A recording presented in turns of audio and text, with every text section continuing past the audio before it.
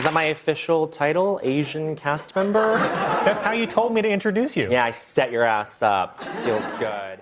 I thought he was off to a hot start on this one, with looking at Colin and saying, I set your ass up. Yeah. I thought that was really fun. Yeah. It's something that was very serious and absolutely, needed to be talked about. Obviously, it weighs heavily on Bowen's community. And I'm glad that SNL has the representation there to have this voice. I think that's great and that's huge. I think there was some moments they were switching back and forth between joking about it and being serious. And I think switching that many times didn't help to clue the audience in on where we were supposed to laugh. Huh. I think if he had stuck with, say, the part about tell us we're hot, lesbian Sailor Moon characters, on, and then closed it out with, but in all seriousness, the GoFundMe, and that's what you should be giving to the community. I think that would have, both sides of it would have landed so much better and more impactful. So I think just the switching back and forth didn't help the audience feel comfortable laughing. And that's my note on it, but I am glad that this piece aired. Absolutely. Important to say. Diana, how'd you feel about it? Yeah, it tugged at like all my heartstrings. Like, Mhm. I know this is like a serious problem going on, and like kudos to Bowen because it's not his responsibility to educate us and explain why, but he did it in a way that was comfortable for him. Maybe grabbing more of that humor is what made it easier for him. But then in the all the seriousness where it was do more and fuel up, that phrase he said, you could tell he was really like digging inward. So I felt for him for all that. And it just, like I said, it really affected me. Like, not that I wasn't affected before, but when you hear someone talk about that and that's their community that's being affected by these horrible, tragic events, like it really just like, damn, like it gets you. He did an amazing job.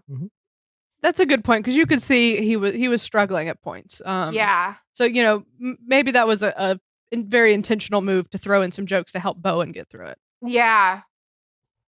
This is always a tricky line to walk, because that you can't separate his passion or sincerity for the topic from the jokes. Like, you can't invest in him as a character because this is a raw issue right now. So right off the bat, there's the liability of knowing that this isn't something that is entirely trivial. This isn't something that's purely a joke. And that is always tough to pull off without losing the audience in that they're not at ease with you. Like, you want people to be disarmed and have their guard down so they can just take the jokes as you intend them without them having to think too much about the state of the world and their obligation towards, society. Like, if people have all that burden on them, it's hard to find the funny in it. And so because it's such a tricky line to walk, and there's so many competing things working against this piece, I have to be forgiving of the fact that I agree with you entirely in that there would have been a way to structure this where you keep it squarely in the realm of levity and do some hard-hitting jokes, like take some knocks, but these are jokes. This is squarely entertainment. And then seriously, people, into camera, get your message out.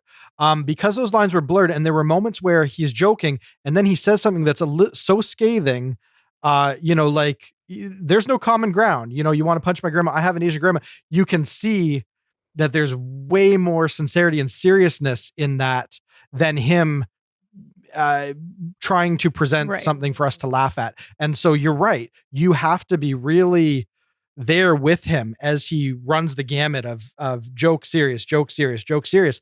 And it's just hard. It's hard to invest in that as comedy.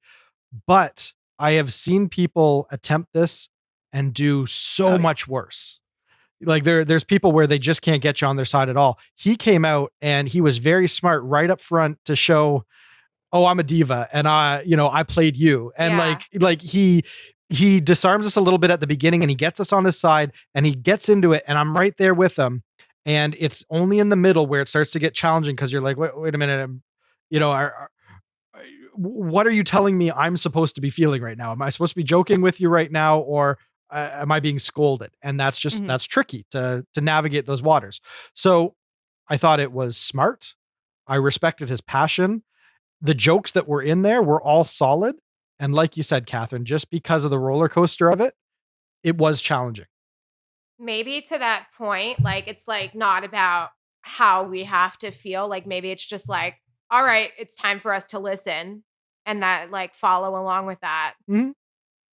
Right. So you drop right out of comedy mode and say, Yeah. now it's time to listen. And then we understand we can follow Yeah. that a lot easier than, wait a minute, are we still joking or aren't we? Yeah. So it's sure. tricky. And so many people cannot walk that line as well Yeah. as He Bowen did does. a good job. So the fact that he got this over at all Yeah. is amazing because it's just such touchy, odd subject matter. But nonetheless, like you guys said, glad it was in the show because the show has to find some way to speak to it. And there's nothing better than what Bowen presented there. Like really there's nothing else they could have done that would have said as much as what he said. So it's still a Yeah. win in many ways. Look, I can't address any of this without bringing up class or gender or imperialism. I don't even want to be doing this update piece. I wanted to do my character, gay Passover bunny, but it's too smart for the show. So. I think I'm going to go with Asian cast member Bowen Yang discusses resources to support the AAPI. I think that there's a lot more people that this will land hard for than would be challenged by it. Because I think there was a lot of people waiting to hear something, particularly from Bowen on this.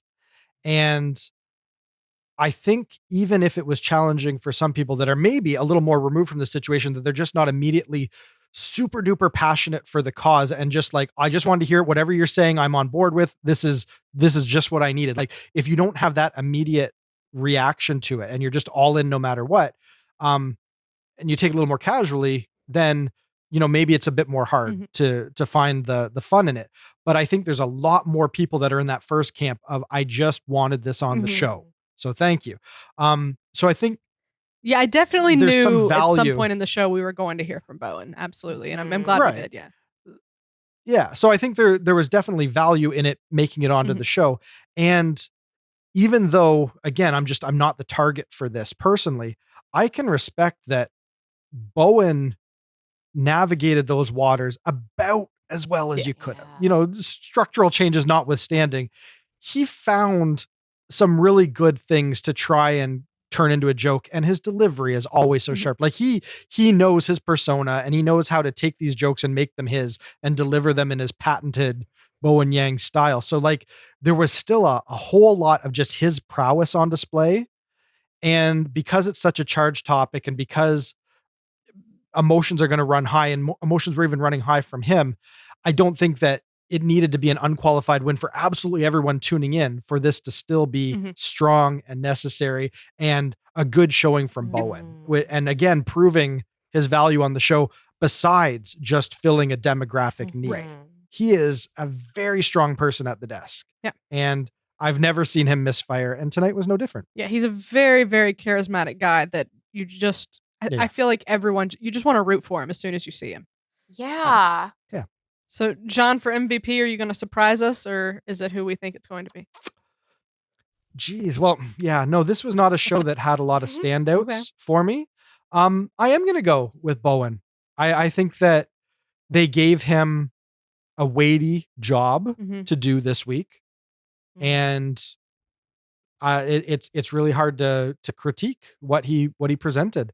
I think there's a lot of people that it probably really, really, really worked for really well. And obviously it was something that had a lot of him in it. And I think that's certainly worth an MVP nod. Yep. And we'll do a little shout out. Celestium helped him with it. Sure. Yeah, absolutely. They're in their first season, I think. And has gotten, some good stuff going on and helped Bowen with this and was really good.